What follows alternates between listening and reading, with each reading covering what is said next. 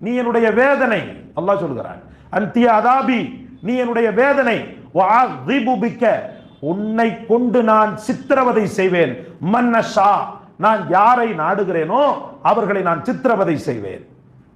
சொர்க்கத்தை பார்த்து அல்லாஹ் மனமகிழ்வோடு சொல்கிறான், அன்தி ரஹ்மதி, நீ என்னுடைய அருள், என்னுடைய கருணை. அர்ஹமு பிக்க, உன்னை கொண்டு நான் கருணை காட்டுவேன்.